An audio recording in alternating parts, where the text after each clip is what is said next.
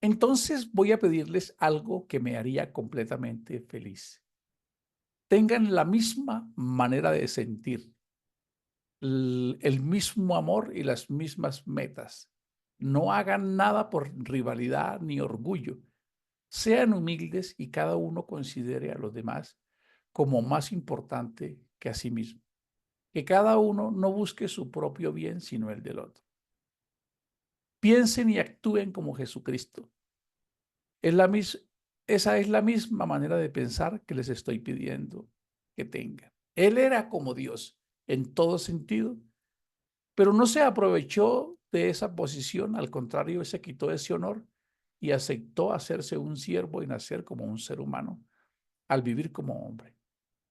Se humilló a sí mismo y fue obediente hasta el extremo de morir en la cruz. Saludos a todos. Acabamos de leer uno de los textos más inspiradores que se encuentra en Filipenses 2:5 y lo acabamos de leer en la versión Dios habla hoy, perdón, en la Biblia de las Américas. La versión Reina Valera, que es como la mayoría lo lee, dice, haya en vosotros este mismo sentir que hubo en Cristo Jesús. La versión Palabra de Dios para Todos y la traducción viviente y algunas dicen, haya en ustedes esta misma actitud que hubo en Cristo Jesús, el cual siendo Dios, dice una versión, o semejante a Dios, no valoró eso, sino que nos dio ejemplo para aprender a vivir no desde la posición ni de la condición, sino desde la actitud. Hay una versión que dice la forma de pensar y de sentir. Qué curioso, ¿verdad? Cuando con el tiempo logramos definir por otros lados que la actitud es un hábito de pensamiento y es un hábito de sentimiento. No es algo que elegimos, es algo que ya está programado en nosotros, está escrito en nuestra red neuronal. Somos eso. Y por eso, aunque a veces nos esforzamos por ser o actuar de manera diferente, no lo logramos. ¿Por qué? Porque como Pablo lo escribió muy sabiamente, veo en mí, descubro en mí una ley que no me deja actuar. Yo quisiera ser un mejor padre, yo quisiera ser un mejor esposo, yo quisiera ser un mejor hijo, quisiera ser un mejor amigo, un buen coequipero de trabajo. Yo quisiera, dice Pablo, y sé que eso es bueno. Además sé hacerlo y sé que me conviene. Pero qué extraño, aunque tengo ese nivel de conciencia, no logro hacerlo como quisiera. Y entonces reconoce que hay en sí mismo un condicionamiento que lo lleva siempre a actuar de la manera que no conviene, ni para él ni para el prójimo. Qué increíble, qué vigente es la palabra, ¿verdad? Lastimosamente, eh, estas enseñanzas tan profundas para la vida están interpretadas de un modelo muy religioso para, en vez de inspirar y liberar, quizás causar a veces un poco de sometimiento, de temor y de miedo. Lo que Cristo quería era una generación de pensadores, no una generación de seguidores, sino una generación de pensadores. Eso es lo que él quería, porque es la mejor forma de encontrar la verdad. Como lo hemos dicho de muchas maneras en estos espacios, quien no tiene esa fuerza, quien no se arriesga a desafiar sus creencias, a cuestionar sus creencias, ha estado renunciando voluntariamente a conocer la verdad. Aunque parece sencilla, es una frase muy desafiante porque cuando tenemos una creencia, para nosotros es una verdad inamovible. Y cuando alguien nos la quiere cambiar, es como si los quedáramos sin piso. Y para nosotros se puede convertir antropológicamente y mentalmente hasta en una amenaza de muerte. Por eso algunos líderes pierden la noción del verdadero propósito y entran en rivalidad, o como en el caso del mismo Jesús, aquellos que deberían haber festejado su llegada terminaron convirtiéndose en sus más grandes opositores porque Jesús vino a moverles sus creencias llenas de religiosidad y de tradiciones. Sabemos que cada ser humano vive momentos de desafío, de retos, constantemente.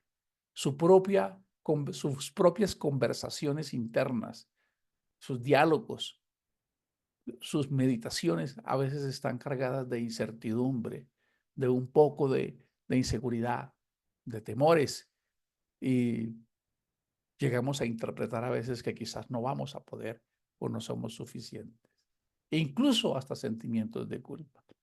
Bueno, el mensaje que viene a traer Jesús, el Cristo, el Maestro de Maestros, como un pedagogo de la vida, es que aprendiéramos a reciclarnos, a perdonarnos, a encontrar en esos episodios de fracaso la mejor oportunidad para elevarnos, para hacernos sensibles, para moldear nuestro carácter, para aprender a entender al prójimo que a veces también tiene desaciertos y estemos en la capacidad de entenderlo, que es la mejor oportunidad de servirle a Dios.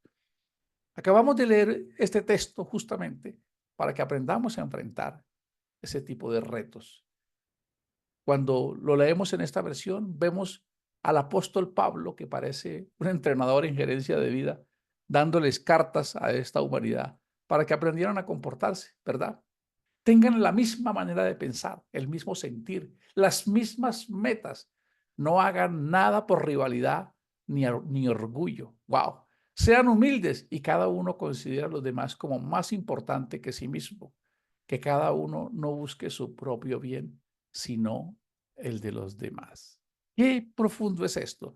Y entonces va al texto donde describe que la actitud correcta es la de Cristo.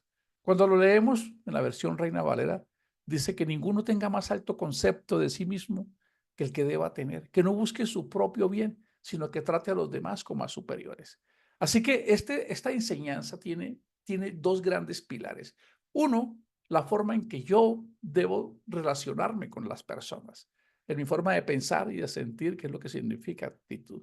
Y el segundo pilar es la forma en que yo me comporto ante las circunstancias y ante las vicisitudes, los retos de la vida que a veces nos ponen contra la pared, a veces queremos no avanzar más, sentimos que ya no podemos más, queremos escapar ante un momento, una dificultad, una conversación de incomprensión en la casa con el esposo, con la esposa, con los hijos, con los cercanos, con nosotros mismos. Y a veces queremos desmayar, es decir, no puedo más. Es ahí donde uno de los mejores ejemplos de perseverancia, de determinación, de alguien que tiene claridad, de un propósito, es Jesús el Cristo. Cuando leemos uno de los textos de Isaías 57, donde se habla del sufrimiento que va a tener Jesús proféticamente. Proféticamente se hablaba de ese. Dice, di mi cuerpo a los heridores y mis mejillas a los que me mesaban la barba. No escondí mi rostro de injurias y de escupetazos. Esta es una visión profética 600 años antes de que Cristo pasara por el gran proceso del escarnio en el que vivió. Esto lo escribió el profeta Isaías 600 años antes, ¿cómo les parece? Donde se está visualizando, el escritor está visualizando ese hecho magno que le dará a la humanidad el modelo ideal para aprender a sobrellevar a veces las humillaciones, las culpas y el resentimiento. Y él dice acá, en este texto maravilloso, como si Cristo ya estuviese hablando, dice, di mi cuerpo a los heridores. Vamos a parafrasearlo, aquellos que me dieron de latigazos, aquellos que me colocaron la corona de espinas, aquellos que me golpeaban con una caña, asimilando un báculo de rey, aquellos que me cogían de la barba y estremecían mi cabeza con fuerza y arrogancia y que me escupían. Aunque eso hubiese sido motivo suficiente para abandonar cualquier causa. Hay unas palabras maravillosas aquí que dicen, pero el Señor me ayudará. Por tanto, no me avergoncé, Por eso puse mi rostro como un pedernal. Wow. Hace muchos años leí este texto y mi corazón saltó cuando lo leí. Puse mi rostro como un pedernal. Poner el rostro como un pedernal es una actitud mezclada entre ese texto que está entre Dios no nos ha dado espíritu de cobardía, sino de amor y poder y dominio propio. Una mezcla extraña que solo se da en el corazón de Dios. ¿Cómo tener poder? Ya saben ustedes que el poder es muy desafiante. Como dijo un presidente, ¿quieres conocer a un hombre? Dale un poco de poder, pero también de amor y de dominio propio. Así que el escritor, inspirado en la obra de Jesús, ante los retos y los desafíos que tenía que enfrentar para lograr su propósito, motivo para que nosotros nos pusiéramos en nuestros desafíos diarios al lado y compararnos sobre aquellas cosas que creemos que no nos van a dejar avanzar, ver este modelo tan poderoso de Jesús, donde dice, lo que voy a sufrir no tendrá ejemplo, no habrá oportunidad para que el ser humano muestre su lado más oscuro contra el pedagogo del amor, contra el maestro de la vida. Sin embargo, aunque eso pareciese ser razón suficiente para abandonar, por amor a ese propósito, se da esas frases, todas esas frases que la filosofía, que la retórica, que los procesos de liderazgo nos enseñan. Si no has encontrado una causa por qué morir, pues no has encontrado la razón de vivir. Si hay alguien que realmente encarne eso y le dé vida a eso, es Jesús, porque Él dice, veré el resultado de este precio, dice una versión, veré el fruto, veré cuántos, muchos en algún momento, cuando sus vidas estén deterioradas, encuentran en mí una esperanza para seguir adelante, para forjar mejores vidas y familias. Y por eso desde ahora siento gozo y siento que voy a cosechar un gran fruto. Así que si tú tienes paz hoy, si yo tengo paz y tengo esperanza, obedece a ese momento. Cuando él tenía todas las condiciones para renunciar, se lanzó con una ambición poderosa de amor por darnos una oportunidad y un ejemplo, y puso su rostro como un pedernal. Es como decir, me le mido, estoy dispuesto a pagar el precio, no voy a renunciar a mi familia, no voy a renunciar a mis sueños, no voy a renunciar a estar bien, no voy a renunciar a serle fiel a Dios. Puso su rostro como un pedernal. Es lo que se llama en los seminarios el efecto diamante. Bueno, es la forma en que yo lo he llamado. ¿Por qué el efecto diamante? Porque es el material de lo que están hechos las puntas de los taladros, de las brocas, para romper rocas, para romper muros, fortalezas, circunstancias que parecen inamovibles. Cuando tenemos la entereza, que es lo que realmente significa esto, la actitud, no hay nada, no hay obstáculo que no podamos trascender. Curiosamente, después de que se escribe esto, 600 años antes de que naciera Cristo, en Lucas 9:51, cuando está reunido Jesús con sus discípulos, y él dice, es necesario que vaya a Jerusalén, es necesario que el Hijo del Hombre cumpla su propósito medular, que es entregarse a sí mismo para que otros puedan recibir lo que no tienen. Y los apóstoles trataban de disuadirlo, que es como nos pasa a nosotros, que solo queremos pensar que todo debe ser siempre bueno. Siempre debemos tener una cuota de esfuerzo, salir de la zona de confort. Sus discípulos trataron de disuadirlo. No vayas a Jerusalén. Allá te van a matar. Allá te van a crucificar. No es bueno ir a Jerusalén. Y hay un texto maravilloso que refuerza lo que estamos hablando en Lucas 9:51 y dice que entonces afirmó su rostro. Es decir, eso mismo que se había dicho 600 años atrás, cuando apenas era una perspectiva, cuando apenas era una proyección de ese sacrificio que iba a hacer Jesús, de ese precio tan grande, de ese sometimiento de dolor y escarnio, había sido visualizado en una profecía. Y desde ahí se dijo que debía tener una actitud de amor, una actitud de deseo, de ambición, de ganas de lograr las cosas. Pero pasan 600 años y se está cumpliendo la misma profecía. Ahora está Jesús a puertas de morir, a puertas de ser crucificado, de pasar el trago más amargo de aquel que su lenguaje es el lenguaje del amor. Así que dice, afirmó su rostro, un sinónimo de poner el rostro como un pedernal. Afirmar el rostro pudiese ser interpretado como amarrarse los pantalones, ceñirse los lomos, poner la postura con ese hogar, con esa familia, con esa vida, con esos sueños. Si existe alguien que pudiese inspirarnos a que nuestra actitud sea la correcta. Afirmó su rostro, como cuando nos tiramos en el tobogán. No sabemos cuánto miedo. Como cuando nos subimos a la montaña rusa, que es una invitación que me tienen mis hijos y no quiero hacer. Pero cuando nos subamos a la montaña rusa, tendremos que vivir ese mareo, ese vértigo, esa emoción. Ya estamos montados en la montaña rusa. Cuando Jesús decide ir a Jerusalén, ya estaba montado en esa montaña rusa. Ya no había forma de echar pie atrás.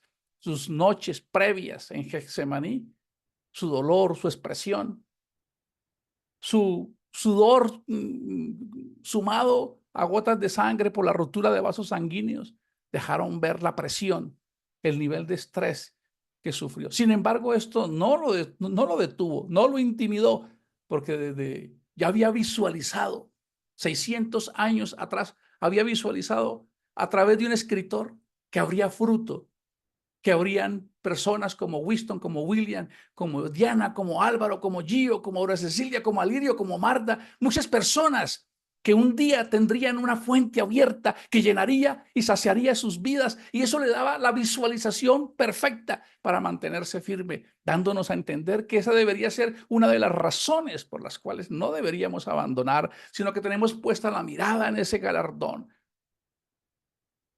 esa visualización. Cuando llega su momento, afirma su rostro para enfrentar las circunstancias de la vida. Y para concluir y no hacer largo el mensaje, ya subido en esa montaña rusa cuando va rumbo al Gólgota, ¿cuántas veces tirado en el piso sin fuerzas, sin recursos ya físicos, sin energía, quiso quedarse ahí en el piso tirado, agotado y cansado? Sin embargo, una determinación se convierte en una fortaleza inamovible, una fe inquebrantable. Y entonces se paraba. Cuando su cuerpo le decía, no te pares más, te van a dar más látigo. Quizás alguien te ayude. Quédate ahí tirado en el piso. Abandona ya, retírate. Esto te quedó grande. Es demasiado este precio que estás pagando. Seguramente recordaba o visualizaba tu nombre y el mío y negociaba dentro de sí con esa esperanza, con ese sueño, y volvía a levantarse. La actitud correcta de Jesús, poner su rostro como un diamante, afirmarlo ante las circunstancias adversas, a veces incluso cuando los seres queridos con los que compartimos o convivimos en el día a día pudiesen convertirse en la cuña que pudiese apretar más. Es ahí donde debemos estar firmes. Haya en nosotros la misma actitud que hubo en Cristo Jesús. Bendiciones para todos. Nos vemos en el siguiente devocional.